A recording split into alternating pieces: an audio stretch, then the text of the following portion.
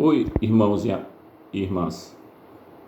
Que a graça de Deus e a paz de Cristo esteja com cada um de vocês, que vocês possam procurar conhecer o Senhor, o nosso Deus. Nós temos falado aqui sobre os atributos de Deus, alguns atributos, né? E hoje nós queremos falar ainda sobre atributos da personalidade de Deus. J. Packer, que tem um livro chamado O Conhecimento de Deus, na página 19, diz assim: conhecer a Deus é crucialmente importante para a nossa vida. Para quem não conhece a Deus, o mundo é um lugar estranho, louco, penoso, e viver nele algo de decepcionante e desagradável. Despreze o estudo de Deus e você estará sentenciando a si mesmo a passar a vida aos tropeços como um cego, como se não tivesse nenhum senso de direção e não entendesse aquilo que o rodeia. Deste modo, poderá desperdiçar a vida e perder a alma. Então, como é importante, né, estudar sobre Deus na sua palavra. Então, a existência de Deus, amados, não é discutida nas Escrituras. Ela é pressuposta. Além do mais, vimos que podemos deduzir das Escrituras que Deus é conhecível, porém incompreensível, porque Ele é infinito. Mencionamos anteriormente alguns atributos, né? Sua infinitude, sua espiritualidade, sua personalidade, sua unidade essencial na deidade. Então isso nós estivemos falando nos vídeos passados. Nosso Senhor disse à mulher samaritana: vós adorais o que não conheceis, nós adoramos o que conhecemos. Pensava que conheceu a Deus, e da mesma forma o apóstolo Paulo disse aos atenienses: esse pois que vós ignorais, não conhecendo, é o que vos anuncio. Então eram adoradores de um Deus desconhecido. Jamais adoraremos verdadeiramente até que adoremos na forma prescrita pelo Senhor a mulher samaritana. Jesus disse: Deus é espírito e importa que os seus adoradores o adorem em espírito e em verdade. João 4:24. Disse ainda: porque o Pai procura tais que assim o adorem. Então a Bíblia nos diz algo daquilo que chamamos de atributo de Deus, né? Das virtudes de Deus. E também nos fornece certos nomes por meio das quais Deus se revelou. Na Idade Média, os teólogos, né, eles estudaram, né, também na Reforma, estudaram muito sobre isso, certo? E tentaram classificar, né, os atributos.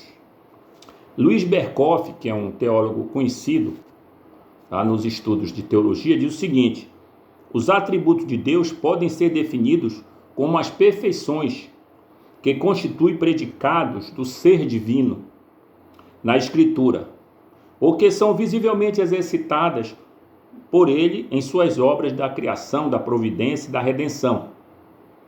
Se continuarmos a empregar o nome atributos, é porque é comumente utilizado e fazemos bem claro entendimento de que se deve excluir rigidamente a noção de algo acrescentado ao ser de Deus.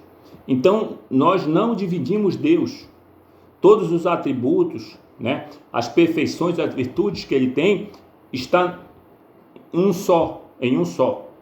Então, aqui nós estamos vendo alguns perfis, né, se podemos dizer, de Deus. Portanto, nós vamos ver alguns perfis, alguns atributos de Deus. Pedro diz na sua carta, 1 Pedro 2,9, diz o seguinte: para que anuncieis as virtudes daquele que vos chamou das trevas para a sua maravilhosa luz. Então, anunciar as virtudes daquele que vos chamou. Tá certo?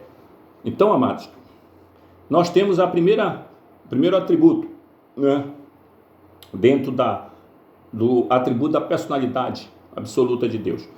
Nós temos a eternidade com a imutabilidade de Deus. Na última preleção que fizemos aqui, nós falamos que Deus é uma pessoa. E ele é uma personalidade no sentido absoluto, né? Então, quais são os atributos que são inerentes à sua personalidade? Um deles é a eternidade, com ela a imutabilidade. Então, Deus é sem princípio, sem fim. O Salmo 90 diz assim: antes que os montes formassem, ou antes que os montes nascessem, ou que se formasse a terra e o mundo, sim, de eternidade a eternidade tu és Deus. Então, não só nesse versículo, mas em outros, você encontra, por exemplo, Salmo 102, você encontra algo sobre a sua eternidade, né? Não tem início nem fim. Então, esse é um atributo absoluto, né, do Deus, da personalidade absoluta de Deus. Então, precisamos, porém, atentar um pouco mais sobre a imutabilidade de Deus, né? Ela significa que Deus é absolutamente invariável, não como nós, que nós variamos. Ele jamais pode ser diferente da sua essência. Deus é sempre eternamente o mesmo. Seja mais possível que Deus se diferencie em algum aspecto que ele mesmo, que ele sempre é do que sempre tem sido, né? Um dos seus grandes nomes, por exemplo, é Yahvé, o Jeová. Eu sou o que sou, significa eu sou sempre o mesmo, né? Então eu sou imutável. Então isso faz parte da imutabilidade, ele não é variável. Tiago faz uma grande afirmação a esse respeito quando ele fala que o Pai das luzes, em quem não há mudança, nem sombra de variação ou aparência de variação, em Tiago 1,17. Isso é, Deus em sua natureza, em seu caráter, ele não é somente livre de mudança, né, mas até mesmo completamente livre da possibilidade de mudança. Então ele é imutável.